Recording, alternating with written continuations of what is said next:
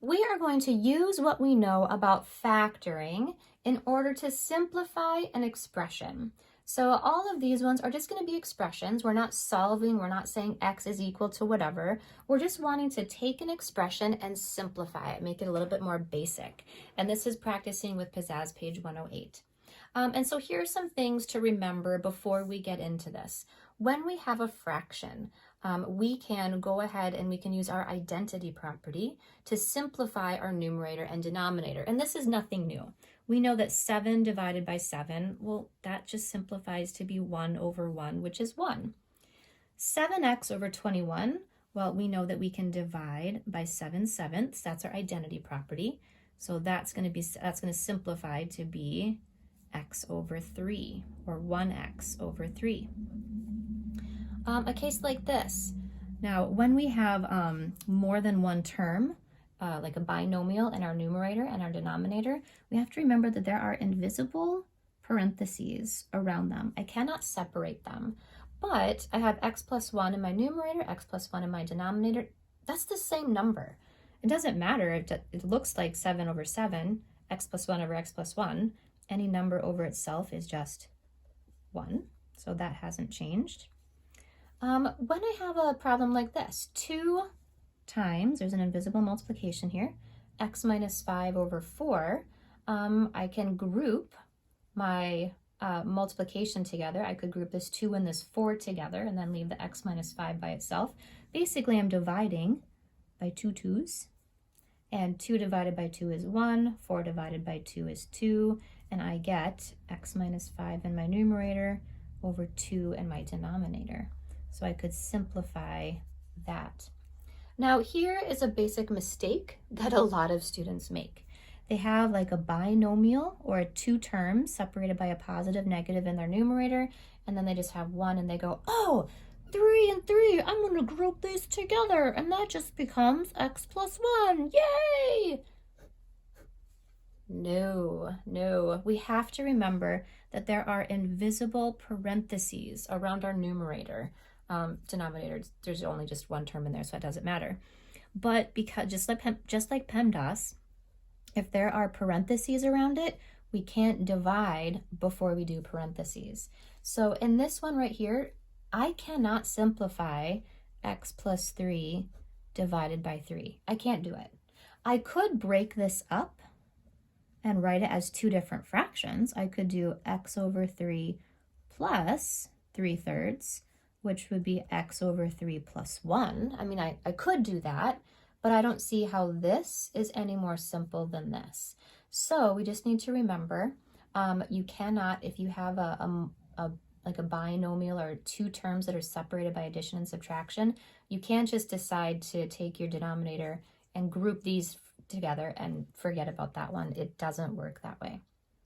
All right, let's go ahead and do some example problems to see how in the world we can take an expression that looks kind of complicated and we can factor out things and start canceling some things out. So problem number 1, we have x plus 3 in our numerator and 9 minus x squared in our denominator. I'm going to see how I can factor this out. Well, my numerator, I can't do anything with my numerator. X plus 3, there's no way to simplify that. But I do notice 9 minus x squared, that's a difference of squares. I can factor that out to be 3 minus x and 3 plus x. Then I go ahead and I look in my numerator and denominator and see, because these are both factors, these are being multiplied together, I can take this whole factor and match it up with a factor up here, and they would divide out. So even though I have 3 plus x, I know that's the same thing as x plus 3. X plus 3 divided by x plus 3, well, that's similar to what we had up here. That's just 1. So those both cancel out. I do have a 1 in my numerator. That go ahead and cancels out to be 1 in my numerator and 3 minus x in my denominator. That would be that one simplified. Now, if I wanted to switch this may or may not be necessary. If I wanted to, instead of saying 3 minus x, I wanted to say x minus 3. Well, I can't just switch them because in this case, my x is negative and my 3 is positive. And in this case, my x is positive and my 3 is negative. But I could take the opposite of the whole thing. The opposite of a positive x and a negative 3 is a positive x and a negative, or positive 3 and a negative x. So I could say that.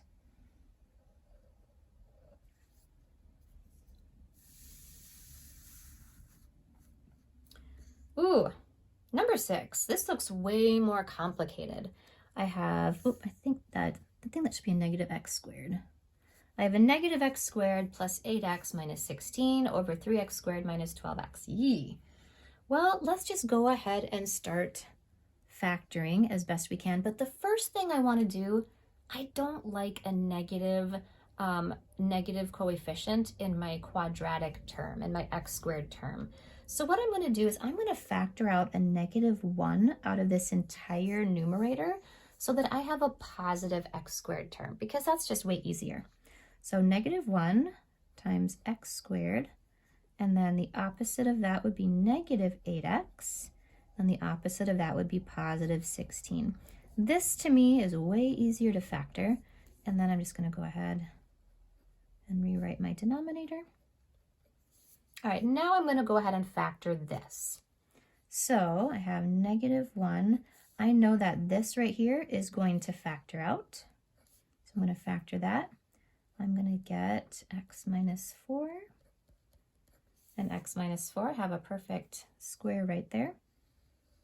And then in my denominator, this isn't going to factor out like foiling because I only have 2 terms, but I do know that both terms have a 3 and both terms have an x. So I'm going to factor out a 3x. And what is left over? X minus 4. Ha ha ha ha. Now I see some things that are going to cancel out. My x minus 4 terms are going to cancel out. Well, only one of them will. So I'll go ahead and cancel that one out.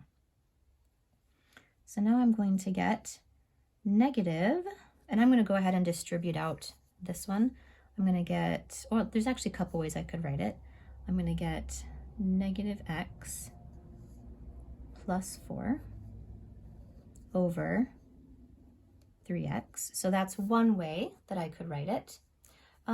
If I wanted to instead have a positive x, I could technically factor out a negative out of the whole thing, and I could have the opposite of negative x, which is positive x, and the opposite of a positive 4, which is a negative 4, over 3x. So in this case, I basically distributed my negative to my numerator. In this case, I just pulled my negative out, and now I have a negative this entire fraction. They're both saying the same thing. Kind of depends on how you want to use your answer.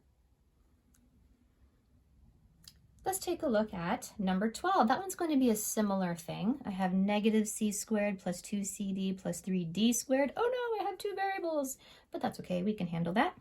5c minus 15d. First thing I'm going to do, I don't like that negative and that quadratic term, so I'm going to factor out a -1 in my numerator. So now I'm going to have c squared minus 2cd minus 3d squared all over 5c minus 15d. All right, now I like that better.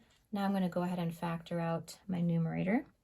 I'm not going to forget to write my -1. It's very easy to flick little negatives off into space. This is going to factor out. I'm going to have a c. Oh, and because I have another variable here, that's a d squared, so I know both. I'm going to have a d and a d, and I have a -3, so it's going to be a 3 and a 1, because that's the only factors of 3. We'll do 3, and I just won't write a 1 there. One of them is going to be positive, one of them is going to be negative, but I have to have a -2, so that one's going to be negative, and that one's going to be positive. Now, because this one was a little trickier, let me just FOIL it out real quick to make sure it works. C squared, 1cd, -3cd, which is -2cd, and -3d squared. Yes, it checks out. Let's go to the denominator. 5c and a -15d. The c and the d don't have anything in common, but they both have a 5 in common, so I'm going to factor out the 5, and I have a c minus 3d. I almost said 5d, but that was a brain fart.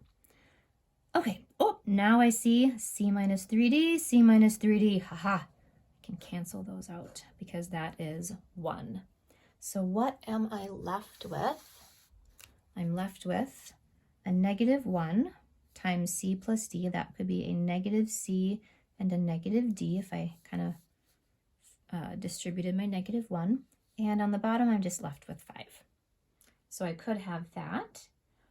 Or if I wanted to pull out my negative sign and just have negative this whole fraction, the opposite of c, of negative c is positive c. The opposite of negative d is positive d. And again, I see that one right here. And the negative sign is just kind of pulled out in front of my fraction. And then 5 is there. So these two ways of writing a fraction are the same thing. Depends on how you want to use your fraction in the end. So that is an example, some examples of how we can take some pretty complex fractions and how we can use our factoring methods to simplify them.